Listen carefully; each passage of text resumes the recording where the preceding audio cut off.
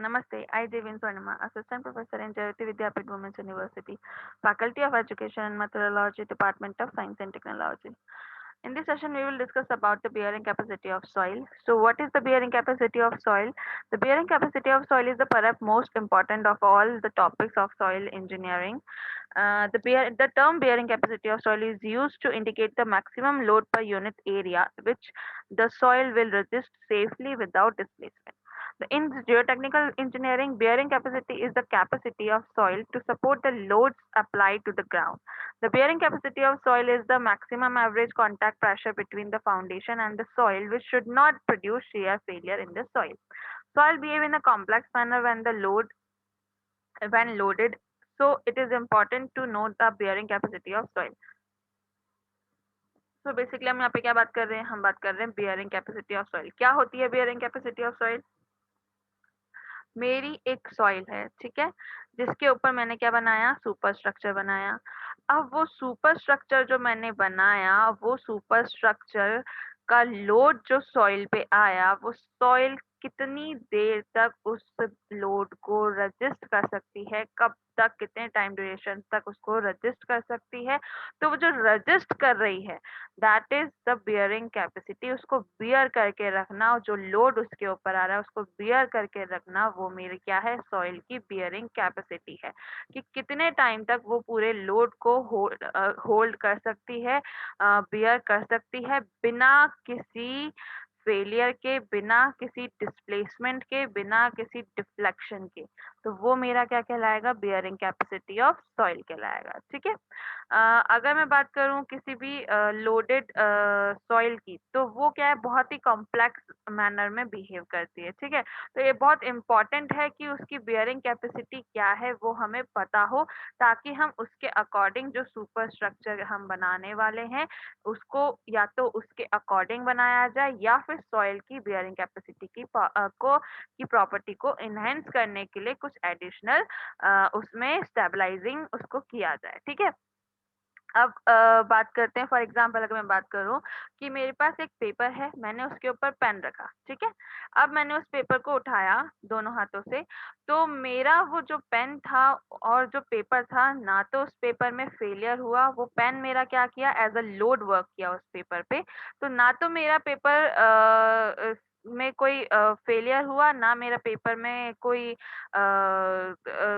किसी भी तरह का वो टियर हुआ, ठीक है? तो वो क्या था, फॉर एग्ज़ाम्पल मैं बात कर रही हूँ, ठीक है? तो हमने माना कि वो क्या किया, उसने उस पेपर ने क्या किया, उस पेन का जो लोड था, उसको बियर किया। अभी डिस्प्लेसमेंट वाला सेक्शन हम छोड़ देते हैं, स्किप कर देते हैं, ठीक है? थोड़ा-सा बहुत डिस्प्लेसमेंट आएगा, लेकिन हम अभी डिस्प्लेसमेंट को नेग्लेक्ट करके चल रहे हैं, ठीक है? फॉर एग्ज़ाम्पल में, ठीक है? तो वो पेपर में क्या हुआ, जो पेन था, पेन से डिस्प्लेसमेंट तो आया, लेकिन हम क्या कह रहे हैं, डिस्प्लेसमेंट को मैं अभी नेग्लेक्ट कर रही हूँ, मैं ना बात कर रही हूँ सिर्फ बियरिंग कैपेसिटी को समझने की, ठीक है? तो वो जो लोड था, वो जो पेन का लोड था उस पेपर पे, तो पेपर ने क्या किया, उसको बियर करा, तो वो उसकी बियरिंग कैपेसिटी है कि हाँ, वो पेन का लोड ले सकती है। वहीं अगर मैं उसके ऊपर एक ब्रिक रख दूँ और मैं उसको एक पेबल रख दूँ, ठीक है? बड़ा-सा पेबल रख दूँ और उसके बाद उस पेपर को उठाने की कोशिश करूँ, ठीक है? तो एक पॉइंट पे जाके वो क्या होगा, जैसे ही मैं उसको उठाऊँगी, वो क्या हो जाएगा, टियर हो जाएगा, वो क्या हो जाएगा, फेल हो जाएगा, ठीक है? वो फट के जो पेबल है वो नीचे गिर जाएगा और हमारे हाथों में सिर्फ पेपर रह जाएगा, ठीक है? तो वो चीज़ मेरी क्या कहलाएगी, वो मेरी फेलियर हो जाएगा। जो मेरा पेपर था, वो क्या वर्क कर रहा है, एज़ अ सॉइल, हमने कहा वो एज़ अ सॉइल वर्क कर रहा है। जो पेबल था, वो क्या वर्क कर रहा है, जो सुपर स्ट्रक्चर उसके ऊपर बना, उसके लोड की तरह वर्क कर रहा है। तो क्या हुआ, लोड ज़्यादा हुआ, तो मेरी जो सॉइल की बियरिंग कैपेसिटी वो क्या थी, कम थी, और वो क्या हो गया, वहीं पे फेलियर हो गया। तो इसलिए बहुत इम्पोर्टेंट है कि सॉइल की बियरिंग कैपेसिटी क्या है, बिफोर कोई भी सुपर स्ट्रक्चर बनाने से पहले हमको क्या करना है, उसको पता करना ज़रूरी होता है, ठीक है? Why is soil bearing capacity required? The stability of foundation depends on the bearing capacity of soil beneath the foundation, the settlement of soil beneath the foundation. Foundation के नीचे क्या है? सॉइल है। फाउंडेशन क्या काम करती है? हमारी जो भी सुपर स्ट्रक्चर का लोड आ रहा है उसको सॉइल में ट्रांसफर करने का काम करती है। अगर मेरी सॉइल ही वीक है, अगर मेरा सॉइल की बियरिंग कैपेसिटी ही वीक है, तो क्या होगा?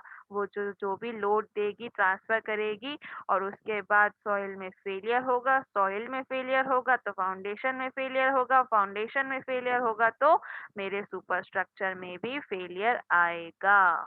ठीक है?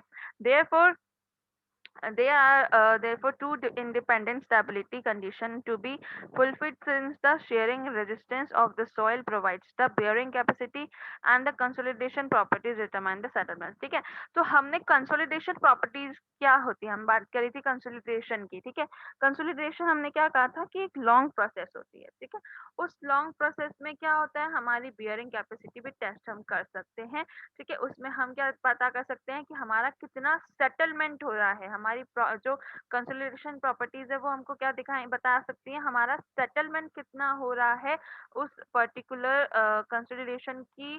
जब हमने टेस्ट किया तो कंसोलिडेशन टेस्ट क्या होता है, हमने बताया था 3 उसके क्या होते हैं, स्टेजेस होती हैं, primary second sorry initial, primary and secondary. Initial stage हमने क्या बोली थी कि जो मेरा जैसे ही मैंने अपनी सॉइल पे लोड रखा उसी पॉइंट पे जो भी मेरा वाटर या फिर एयर जो भी क्लियर हुआ तो वो मेरा क्या था, मेरा इनिशियल स्टेज थी।